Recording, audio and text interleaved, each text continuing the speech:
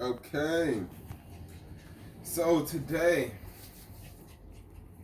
this is the basis of the conversation because a lot of people use Paul to override Christ. So they'll use Paul because Christ never said that you could go against God in any way. He never said that you could break any of the commandments. He said if you love God, keep His commands, right? So people will use Paul to say that, oh, well, we can eat what we want because Christ never said that. They'll say, well, Paul said this. So they use Paul to override Christ. And the reason that we're going into this because I think you can only do that if you don't know the history of Paul. So we're going to go through Acts to learn a little bit about the history of Paul. Because how could you use a man who himself kept the law to say that he told me I don't have to follow it? He did it. He was doing it. But I don't have to follow it. So we're going to start off today in Acts 24. And this is going to give us a little bit. This is going to be, to sum it up, a synopsis. When Paul had got captured by the Jews and they were trying to persecute him, make up stories, right? And this is some of the events. And I'm skipping a little bit, but I'm going to break down what happens in between the events that I skip, all right? So we're going to start with Acts 24 and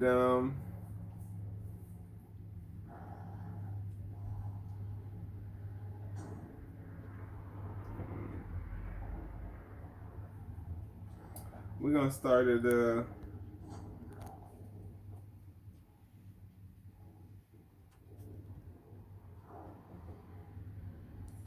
okay, we're going to start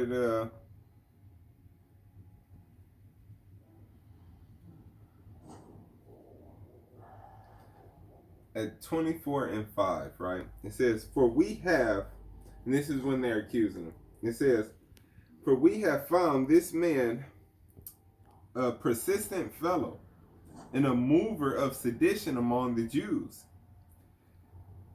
throughout the world,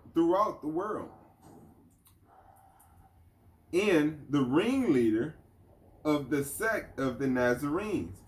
And that's what they were calling the followers of Christ. So this is big. This is important because Romans are in the Bible. Romans are who called them Christians. You see, right here is showing that the Jews considered them Nazarenes. They're accusing Paul to be the ringleader of a specific sect of the Nazarenes. So they're pretty much were accusing him to be in line with the other disciples to spread the gospel of Christ, right? And it says, who hath gone about to profane the temple, whom we took and would have judged according to our law. But the chief captain, Lysias, came upon us, and with great violence took him away out of our hands, commanding his accuser to come unto thee, by examining of whom thyself mayest take knowledge of all of these things, whereof we accuse him. So pretty much they grabbed him and like, we got him, and this is what we're accusing him of. All of these things. And they're like, but you gonna come and take him away? He would have been judged already. But you came and freed him. Because what happened is a Roman is helping Paul. Because Paul was actually a Roman. He was a Jew by blood, but he was a Roman citizen. Like you could be a different nationality and still be an American citizen. So that's exactly what he was. And it says, and the Jews also assented, saying that these things were so. Then Paul, after the governor had beckoned him to speak, answered. Right? So now Paul is finally, the governor is like, okay, now speak. And now Paul is finally answering. Now this all started because Paul was set up to be set aside. They wanted to free Paul. But the guy who was supposed to actually let Paul go or sneak him to the side, he thought Paul was going to give him some type of coins or some change. So he didn't want to let Paul go. So instead, he wanted to make the Jews happy, the people who wanted to persecute Paul. He was like, I'm going to let them get him. right? So this is how this whole thing started to happen in the first place. And it says,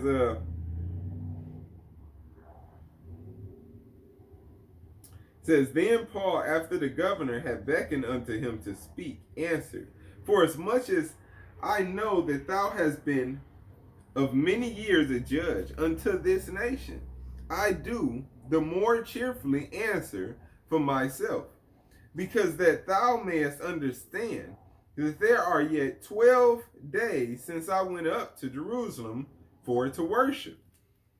And they neither found me in the temple disputing with any man, neither raising up the people, neither in the synagogues nor in the city.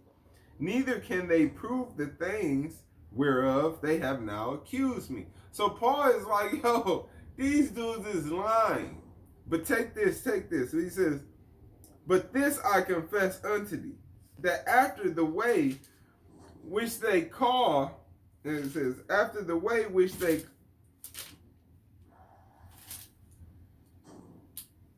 call the Pharisees, so worship I the God of my fathers, believing all things which are written in the law and the prophets. So that's important, because he says he's a Pharisee. So there's two different sects in here, Pharisees and Sadducees. And he's letting them know, like, I'm a Pharisee. I believe in the law. I kept the law. So how can you use this man to go against God? We're going to dump more on it. But he says, so worship I the God of my fathers, believing all things which are written in the law and the prophets, and have hope towards God, which they themselves also allow, that there shall be a resurrection of the dead, both of the just and the unjust. And herein do I exercise myself to have always a conscience void of offense towards God and towards man. Now, let me break that. I'm going to say it in slow motion. It says, and herein do I exercise myself. So herein do I work this out myself. It says, to have always a conscience void of offense towards God. That means no offenses towards God. I work this out myself, that I don't offend God at all, nor in towards man. So do I offend God nor man? How do you offend God? By breaking his commands. So how this same man who made a conscious effort to not sin against God, taught people to sin? People are misusing Paul. They don't understand him. Peter said it best. Peter said that Paul's writings can be confusing. Right? And this is in the Bible that Peter said this about Paul. So that's what people got to understand. Because Paul was preaching to the Gentiles. So people mix up sometimes when Paul was talking to Gentiles that were actually Jews, because that's kind of what it was. They were spread throughout the nations. So like Paul was a Roman, but he was a Jew. So Gentiles that were Jews, because if your father wasn't considered a Jew, you were a Gentile. If your mother was a Jew and your father was a Gentile, to them you were a Gentile. So that's when it says group of Gentiles, devout men all over who was worshiping. That's speaking of actually the Jews who were all over the world and came back to Jerusalem to worship, because that was their tradition, that they came back for the holy days and the holidays. And it says, and herein do I exercise myself to have always a conscience void of offense towards God, meaning I don't offend God, and towards men. Now after many years I came to bring alms to my nation and offerings, whereupon certain Jews from Asia found me purified in the temple, neither with the multitude nor with tumult, who ought to have been here before thee, an object, if they had aught against me. So he's saying that these people called me in the temple purifying myself. There wouldn't no people around me. I wasn't doing nothing. And if they had a case against me, They should have been here before you to bring the case. Why are these people trying to persecute me for something they don't even know about? Right? And and it's like it says or else let these same here say, if they have found any evil doing in me, while I stood before the council, except it be for the one voice that I cried, standing among them, touching the resurrection of the dead, I am called into question by you this day. Right? So he was standing in the question because he believed that Christ was the first of the resurrected. Like that Christ was the first and that we would soon be resurrected after him, that we would take the road after Christ. And it says,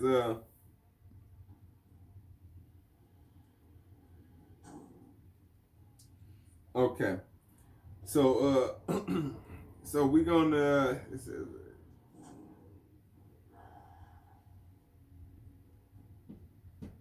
okay. Yes. All right, love you, Mom. Have a blessed one. Stop. It says, and when Felix heard these things, having more perfect knowledge of the way he deferred them, and said, when Lysias, the chief captain, shall come down, I will know the uttermost of your matter. And he commanded the centurion to keep Paul, and to let him have liberty, that he should forbid none of his acquaintances to minister or come unto him. Right? So after the argument, and Paul brought his argument in front of him, the guy was like, you know what? We're going to get this guy. We're going to let him have all his liberty, because there was no real accusations against Paul. He never broke God's law, nor was he doing anything to hurt men. He actually, when he was carrying out his duties as a Pharisee, did more to hurt men. So he was persecuting the people who believed in Christ at that point in time than he was doing at this point in time. He was persecuting nobody. He's being persecuted for believing in Christ. You know, the same way he did to the people who believed in Christ before him. So it says, so we're going to,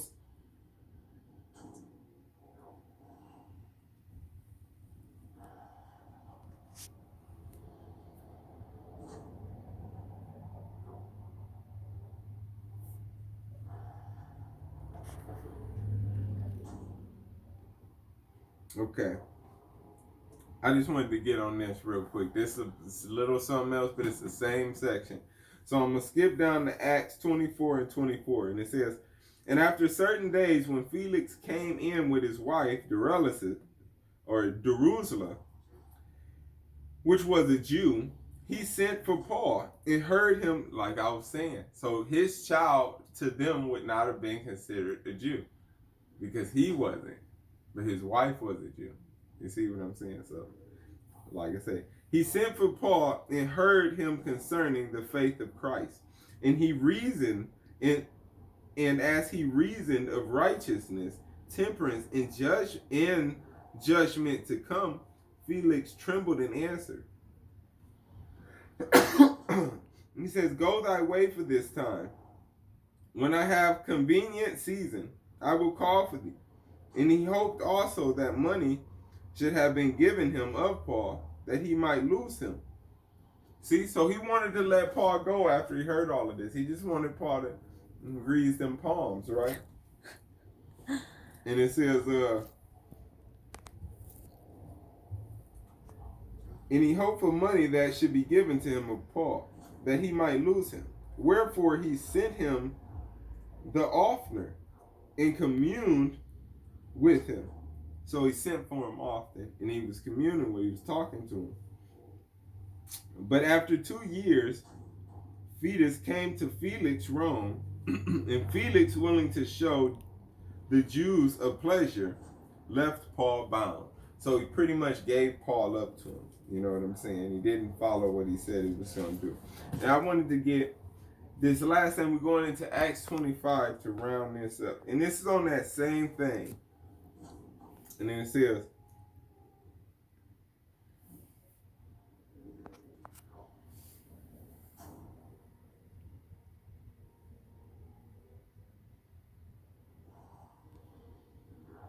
okay, we're gonna start from the top. Acts 25. It says, now when Fetus was coming to the province, after 3 days he ascended from Caesarea to Jerusalem. This is Old English that I'm reading. You know what I'm saying? So I just wanted to let that know.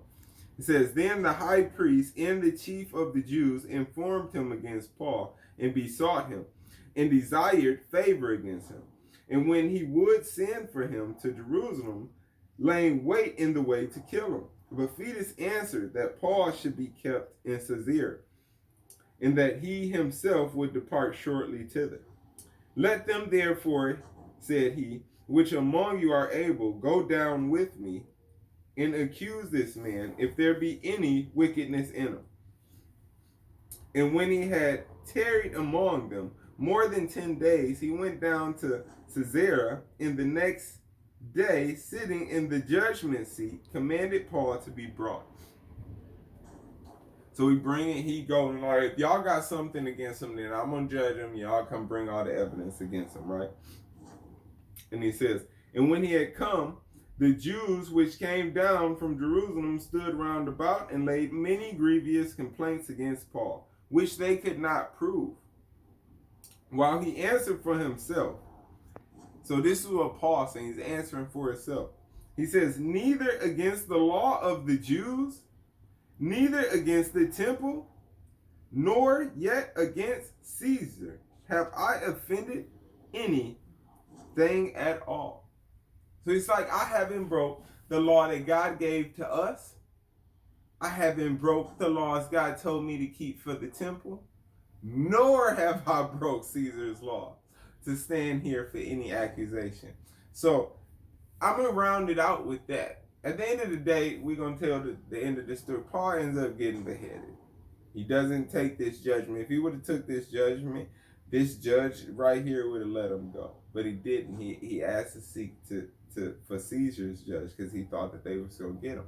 But that was what Paul needed to do. You gotta understand, when Paul went to Rome to get judged by Caesar and get beheaded, that Paul actually helped spread the word of Christ. That helped ignite the word of Christ all around the world.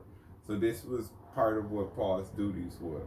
But the whole point to end this off is, this man, who we just read twice in Acts, in one page, the same page pretty much, in Acts 24 and 25, where he says, not at all will I offend in God. Not at all will I go against God or God's rules. And this same man is the same man that everybody is going to use to go against Christ. And Christ is not one jot or tittle of the law. You know, and now you'll use him to say, well, we don't have to keep the law. No, that's not how it worked. This man kept the law. Christ kept the law. All the prophets and the disciples before them kept the law. Even our prayer says, on earth as it is in heaven. That's the order of the law. God and the angels keep the law. So do we. On that, thank you. Y'all have a blessed one.